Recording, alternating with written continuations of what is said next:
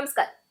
Middle ഈസ്റ്റിലെ സംഘർഷങ്ങൾ വീണ്ടും രൂക്ഷമാകുന്ന പശ്ചാത്തലത്തിൽ ഹോർമൂസ് കടലെടുക്ക് ആഗോള രാഷ്ട്രീയത്തിന്റെയും സമ്പദ് വ്യവസ്ഥയുടെയും കേന്ദ്ര പ്രശ്നമായി മാറിക്കൊണ്ടിരിക്കുകയാണ്.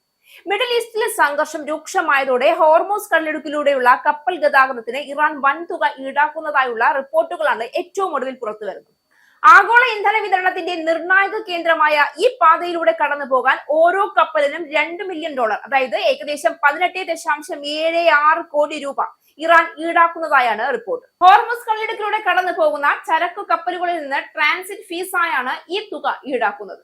ലണ്ടൻ ആസ്ഥാനമായുള്ള വാർത്താ ഏജൻസിയായ ഇറാൻ ഇന്റർനാഷണൽ ആണ് ഇക്കാര്യം റിപ്പോർട്ട് ചെയ്തിരിക്കുന്നത്.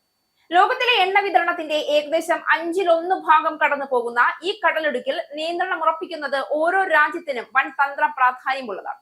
ഇത്തരമൊരു സാഹചര്യത്തിൽ ഇറാൻ കപ്പലുകളിൽ നിന്ന് വലിയ ട്രാൻസിറ്റ് ഫീസ് ഈടാക്കുന്നതായി വരുന്ന റിപ്പോർട്ടുകൾ ശരിവയ്ക്കപ്പെടുകയാണെങ്കിൽ അതിന്റെ പ്രത്യാഘാതങ്ങൾ വളരെ ദൂരവ്യാപിയായിരിക്കുമെന്ന കാര്യത്തിൽ സംശയമില്ല. ആദ്യം തന്നെ സാമ്പത്തിക പ്രത്യാഘാതം പരിശോധിക്കേണ്ടതുണ്ട്. ഓരോ കപ്പലിനും $2 മില്യൺ എന്ന തോതിൽ ഈടാക്കുന്ന ഫീസ് അന്താരാഷ്ട്ര വ്യാപാര ചെലവുകൾ കുത്തനെ ഉയർത്തും. ഇതിന്റെ നേരിട്ടുള്ള ആഘാതം ഇന്ധന വിലകളിലാണ് പ്രകടമാവുക. എണ്ണ ഇറക്കുമതിയിൽ ആശ്രയിക്കുന്ന രാജ്യങ്ങൾ, പ്രത്യേകിച്ച് ഇന്ത്യ പോലുള്ള വികസനോന്മുഖ രാജ്യങ്ങൾ വിലക്കയറ്റത്തിന്റെ ഇരയാകും. വിലക്കയറ്റം ഭക്ഷ്യവസ്തുക്കളിലേക്കും അടിസ്ഥാന സംവിധാനങ്ങളിലേക്കും വ്യാപിച്ച് സാധാരണ ജനങ്ങളുടെ ജീവിത നിലവാരം തകർത്ത് തരിപ്പണമാകും. ഇതിനൊപ്പം ആഗോള സാമ്പത്തിക വളർച്ച മന്ദഗതിയിലാവുകയും ചില രാജ്യങ്ങൾ വീണ്ടും സാമ്പത്തിക മാന്ദ്യത്തിലേക്ക് നീങ്ങുകയും ചെയ്യാനുള്ള സാധ്യതയും നിലനിൽക്കും. രണ്ടാമതായി, സൈനികപരമായ പ്രത്യാഘാതങ്ങൾ വളരെ ഗുരുതരമാണ് എന്നുള്ളതാണ്. അമേരിക്ക ഇതിനകം തന്നെ മിഡിൽ ഈസ്റ്റിൽ ശക്തമായ സാന്നിധ്യമുള്ള രാജ്യമാണ്. ഹോർമൂസ് കടലിടുക്കിലെ സ്വതന്ത്ര ഗതാഗതം തടസ്സപ്പെടുന്നുവെന്ന് തോന്നുന്ന നിമിഷം തന്നെ അമേരിക്ക ഇനിയും ശക്തമായ സൈനികമായി ഇടപെടാൻ സാധ്യതയുണ്ട്. ഇതിന് മറുപടിയായി ഇറാനും അതിന്റെ സഖ്യകക്ഷികളും ശക്തമായ പ്രതികരണം ഇനിയും നടത്തും.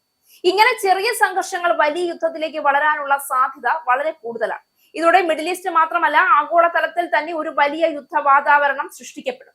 ഈ സംഘർഷത്തിന്റെ മറ്റൊരു വശം രാഷ്ട്രീയ താല്പര്യങ്ങളുമായി ബന്ധപ്പെട്ടതാണ്. ലോകത്തിലെ ശക്തരായ രാജ്യങ്ങൾ പലപ്പോഴും തങ്ങളുടെ താല്പര്യങ്ങൾ സംരക്ഷിക്കാൻ ചെറിയ രാജ്യങ്ങളിലെ പ്രശ്നങ്ങളെ വലുതാക്കി മാറ്റുന്ന ചരിത്രം കാണിച്ചു തരുന്നുണ്ട്. യുണൈറ്റഡ് കിങ്ഡം പോലുള്ള രാജ്യങ്ങളും അവരുടെ സഖ്യകക്ഷികളും പലപ്പോഴും നേരിട്ട് യുദ്ധത്തിലേക്ക് ഇറങ്ങാതെ രാഷ്ട്രീയവും സൈനികവുമായ സമ്മർദ്ദങ്ങൾ സൃഷ്ടിച്ച് സംഘർഷം നിലനിർത്തുന്ന രീതിയാണ് സ്വീകരിക്കുന്നത്. ഇതിലൂടെ ആയുധ വ്യാപാരവും തന്ത്രപരമായ ആധിപത്യവും നിലനിർത്താനാകും. എന്നാൽ ഈ ശക്തി പ്രദർശനത്തിന്റെയും തന്ത്ര രാഷ്ട്രീയത്തിന്റെയും ഇടയിൽ സാധാരണ ജനങ്ങളുടെ ജീവിതമാണ് തകർന്നു പോകുന്നത്. യുദ്ധം എവിടെയുണ്ടായാലും അതിന്റെ വില കൊടുക്കുന്നത് സാധാരണ ജനങ്ങളാണ്. ജീവിതം നഷ്ടപ്പെടുന്നവരും വീടുകൾ നഷ്ടപ്പെടുന്നവരും അഭയാർത്ഥികളായി മാറുന്നവരും യുണൈറ്റഡ് നേഷൻസ് നിരന്തരം സമാധാനത്തിന് ആഹ്വാനം ചെയ്യുന്നുണ്ടെങ്കിലും വലിയ ശക്തികളുടെ താല്പര്യങ്ങൾക്ക് മുന്നിൽ അവരുടെ ശബ്ദം പലപ്പോഴും ക്ഷീണിച്ചു പോകുന്നു എന്നതാണ് വളരെ യാഥാർത്ഥ്യം. യുദ്ധം കൊണ്ട് ലോകം എന്തെങ്കിലും നേടിയിട്ടുണ്ടോ എന്ന ചോദ്യം ഇവിടെ പ്രസക്തമാണ്. ചരിത്രം പരിശോധിച്ചാൽ യുദ്ധങ്ങൾ ഒരിക്കലും സ്ഥിരമായ സമാധാനം നൽകിയിട്ടില്ല എന്ന് കാണാം. ഇറാഖ് യുദ്ധം മുതൽ സിറിയൻ ആഭ്യന്തര യുദ്ധം വരെ എല്ലാ സംഘർഷങ്ങളും ദീർഘകാല അസ്ഥിരതയും മനുഷ്യാവകാശ ലംഘനങ്ങളും മാത്രമാണ് സൃഷ്ടിച്ചിട്ടുള്ളത്. സമ്പത്ത് നഷ്ടപ്പെടുകയും സമൂഹങ്ങൾ വിഭജിക്കപ്പെടുകയും ഭാവി തലമുറകൾക്ക് ഭാരം കൂടുകയും ചെയ്തു. ഇന്നത്തെ സാഹചര്യത്തിൽ ഹോർമൂസ് കടലിടുക്കിനെ ചുറ്റിപ്പറ്റിയുള്ള പ്രശ്നം ഒരു പ്രാദേശിക പ്രശ്നം മാത്രമല്ല, അത് ഒരു ആഗോള പ്രശ്നമാണ്. ഇന്ധന വിതരണം, വ്യാപാരം, സുരക്ഷ ഇവയെല്ലാം ഇതുമായി ബന്ധപ്പെട്ടിരിക്കുന്നു. അതിനാൽ തന്നെ ഈ പ്രശ്നം പരിഹരിക്കാൻ സൈനിക മാർഗം സ്വീകരിക്കുന്നത് ലോകത്തെ കൂടുതൽ ദുരന്തത്തിലേക്കാണ് നയിക്കുക. പകരം നയതന്ത്രപരമായ സംഭാഷണങ്ങളും അന്താരാഷ്ട്ര സഹകരണവുമാണ് ആവശ്യമായത്. ഹോർമൂസ് കടലിടുക്കിലുള്ള തങ്ങളുടെ നിയന്ത്രണം സാമ്പത്തിക നേട്ടമാക്കുകയാണ് ഇറാൻ. കപ്പലുകളിൽ നിന്ന് പണം പിരിച്ചുടങ്ങിയതായി ഇറാൻ പാർലമെന്റിന്റെ ദേശീയ സുരക്ഷാ കമ്മിറ്റി അംഗം അലാവുദ്ദീൻ ബൊറൂജർദി വ്യക്തമാക്കി. യുദ്ധത്തിന് വലിയ ചെലവുകൾ വരുന്നതിനാലാണ് കപ്പലുകളിൽ നിന്ന് ഫീസ് ഈടാക്കുന്നതെന്നും ബൊറൂജർദി കൂട്ടിച്ചേർത്തു. തന്ത്രപ്രധാനമായ ജലപാതയിൽ ഇറാന്റെ ശക്തിയും അധികാരവും പ്രകടിപ്പിക്കാനുള്ള മാർഗമായാണ് അദ്ദേഹം ഇതിനെ വിശേഷിപ്പിച്ചത്.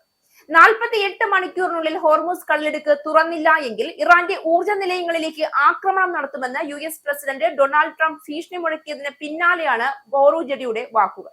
ഹോർമൂസ് ഇറാന്റെ ശത്രുക്കൾക്കൊഴികെ എല്ലാവർക്കുമായി തുറന്നിരിക്കുകയായിരുന്നു എന്നായിരുന്നു ഇറാൻ പ്രസിഡന്റ് മസൂദ് പെഷ്കിയാൻ പ്രതികരിച്ചത്.